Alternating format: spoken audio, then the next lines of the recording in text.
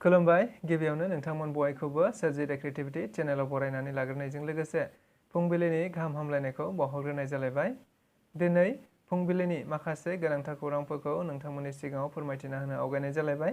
नोंथांमोनहा नायनानै जुदि मोजां मोनोब्ला लाइक खालामगोन, शेयार खालामगोन होनना आसा खालामबाय। लोगोसे चेनेलाव गोदान फैदोंब्ला आरो सानफ्रामबोनि बेबायदि खौरांफोरखौ मोनबाय थानो लुबैदोंब्ला जाहाथे चेनेलखौ साबस्क्राइब खालामनानै लायो बेखौनो गुरै खावलायबाय। थ' बिदिब्ला जोङो दिनैनि माखासे गोनांथार खौरांफोरखौ खोनासंलांदिनि। बिटिआर सरकारनि मोनसे जोबोद गिदिर जाफुंसारनाय। थारैनो बिटिआरआ सिगाङाव बुंबोनाय बायदियैनो दायो गावसोरनि हाबाफारि लानायखौ मोगथां महर होदों होनना मिथिनो मोननाय जादों।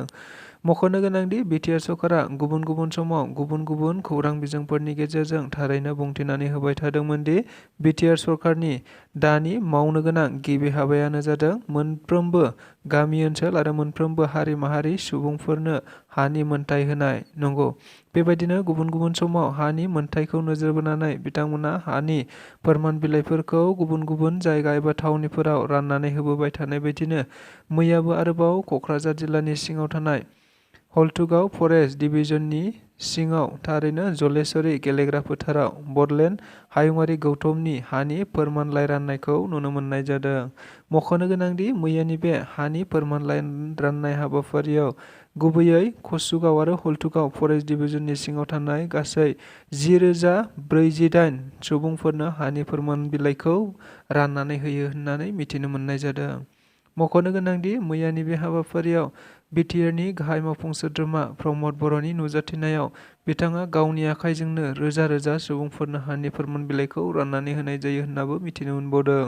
बेनि अनगायैबो मैयानि हाबाफारियावनो थारैनो बिटिआरनि हाग्रा बिफाननि मावफुं सोद्रोमा रनजित बसुमतारी, एमएलए लरेन्स इस्लारि, एमएलए जिरन बसुमतारीजों लोगोसे गोबां गुबुन गुबुन सोद्रोमा आरो इएम बिथांमोना हाबाफारियाव बाहागो लानानै मैखोमै जाफुंसार होदों होनना मिथिनो मोनबावनाय जादों।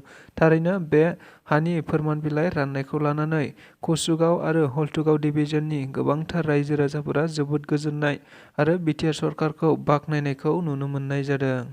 आसाम पुलिसनि डिजिपि जिपि सिंह बिथाङा सनितपुर जिल्लायाव थांनानै थेलामारायाव जानो गोनां दुलाराय बाथौ गौथुमनि खुंगा 13थि बोसोरारि जथुम्माथिलिखौ नायदिंहैनायखौ नुनो मोननाय जादों।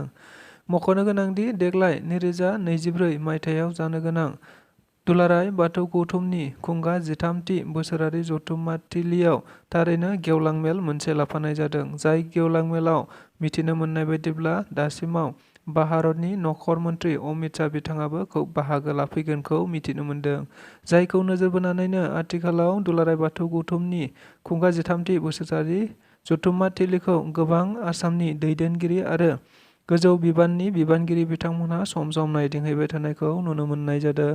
नंगौ, बेबायदिनो मैयाबो आरोबाव आसामनि डिजिपि जिपि सिंह बिथाङा दावबायहैनानै सुलाद लाहैयो होनना मिथिनो मोनबावनाय जादों। जायखौ नोजोर बोनानै खौरांगिरिफोरा थारैनो फैबाय थानाय 20 अक्ट'बरखालि दुलाराय बाथौ गौथुमनि हाबाफारियाव अमित शाह बिथाङा बाहागो लाहैनानै बर'फोरनि थाखाय मोनसे जोबोद जारिमिनारि सान जानानै थागोन होननानैबो खौरां बिजोंफोरनि गेजेरजों फोसावबाय थानायखौ मिथिनो मोनदों। बर' हारिनि थाखाय मोनसे जोबोद गोजोनथाव खौरां। थारैनो देग्लाय 2023 मायथाइनि आसामनि बयनिख्रुइबो जौसिन आरो गोरासिन आनजाद जायखौ APSC मुङै मिथिनाय जायो। बे APSC आनजादखौ थारैनो बर' सुबुंफोरा गासै 39 बर' लाइमोन एबा सुबुंफोरा खेबसेयैनो उथ्रिसारनो हादों होनना खौरां मोननाय जादों। मिथिनो मोननाय बायदिब्ला देग्लाय 2023 मायथाइयाव गासै गोबांथार बर' सुबुंफोरा APSC आनजादखौ होनाय जादोंमोन। जेराव बेबायदिनो मैया 2023 मायथाइनि APSC आनजादनि जोबथा रिजाल्टखौ फोसावनाय जाबाय। मख'नो गोनांदि बे जोबथा रिजाल्टआव थारैनो खौरां बिजोंफोरनि गेजेरजों मिथिनो मोननाय बायदिब्ला गासै 39 बर' फिसाफोरा खेबसेयावनो APSC आनजादखौ उथ्रिनो हादों होनना खौराङाव मिथिनो मोननाय जादों। लोगोसे बियो बर'नि थाखाय मोनसे जारिमिनारि होननानैबो बुंनानै लानो हायो। जेराव गासै 39 सुबुंफोरा खेबसेयैनो उथ्रिसारनो हादों। नंगौ, बे खौरांखौ फोसावजासिमाव थारैनो 39 ना बेनिफ्राय बांसिन बेखौ थारैनो रोखा मिथियाखैब्लाबो नाथाय 39 नि लिस्टखौ थारैनो नुनो मोननाय जादों जायनि थाखाय बिखौ 39 बर' सुबुंफोरा उथ्रिसारनो हादों होननानै बुंनाय जादों। चिरां जिल्लानि सिङाव थानाय बाथौ खेराइ फेमिलि रिजर्टआव BSUनि जोनोम सान फालिनायखौ नुनो मोननाय जादों। मख'नो गोनांदि BPF राजखान्थि आफादजों दानानै लाजानाय BSU एबा बड'लेण्ड स्टुडेन्टस इउनियन आफादा मैया चिरां जिल्लानि सिङाव थानाय बाथौ खेराइ फेमिलि रिजर्टआव गावसोरनि जोनोम सानखौ फालिनाय नुनो मोननाय जादों। मख'नो गोनांदि बे हाबाफारियाव BTCनि बारग' लेङाइ गाहाय मावफुं सोद्रोमा खाम्फा बरगयारी बिथांजों लोगोसे बारग' मन्त्रि प्रमिला रानी ब्रह्म आरो गोबांथार BPFनि दैदेनगिरि बिथांमोनहाबो हाबाफारियाव बाहागो लाबावदों। थारैनो मिथिनो मोननाय बायदिब्ला बे हाबाफारियावनो बाहागो लानानै खाम्फा बरगयारी बिथाङा खौरांगिरिफोरनि सिगाङाव बुंथिनानै होनाय बायदिब्ला मोनफ्रोमबो जाथि हारि माहारिफ्रा गावबागाव फरायसा आफाद दङ, नाथाय बेफोरबायदि फरायसा आफादफोरा गावबागाव जाथि माहारिनि जौगानायनि थाखायल' हाबा मावो। नाथाय BSUआ मोनसे राजखान्थिजों सोमोन्दो थानाय स्टुडेन्टस इउनियन, जाय स्टुडेन्टस इउनियना मोनसेल' जाथि माहारिनि नङा, मोनफ्रोमबो जाथि माहारिनि फरायसुला फरायसुलिफोरनि आरो फरायसाफोरनि जेंनाफोरखौ लानानै खेबसेयैनो मोनसे थाखोआवनो एबा जौसाङावनो थानानै मोनफ्रोमबो जातिनि थाखाय हाबा मावनो हानाय मोनसे फरायसा आफाद होननानै बिथाङा खौरांगिरिफोरनि गेजेराव बुंथिनानै होबावदों। मैया क'क्राझारनि CITआव थानाय बिके ब्रह्म सेमिनार हलाव मोनसे गोरोबथा जानानै थांनायखौ नुनो मोननाय जादों, जेराव गोरोबथायाव BTR सरकारजों लोगोसे वर्ल्ड रिसार्च इनस्टिट्यूटनि गेजेराव बे गोरोबथाया जानानै थाङो होनना मिथिनो मोननाय जादों।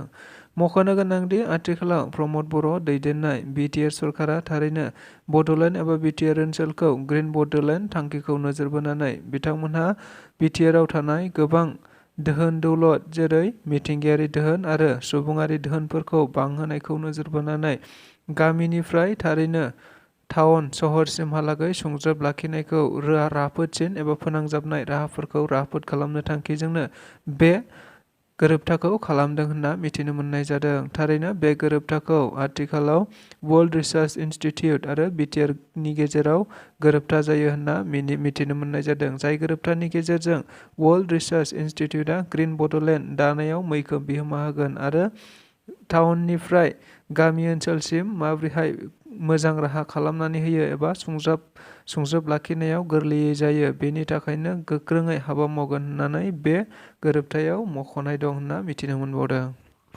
आसाम सरकारा बर' थुनलाइनि जानो गोनां फैगौ 63थि बोसोरारि जथुम्माखौ नोजोर बोनानै गासै साख्रिआवला बिथांमोननि थाखाय 19 निफ्राय 21 जानुवारि खालिसिम स्पेसियेल केजुएल बन्द होनायखौ नुनो मोननाय जादों।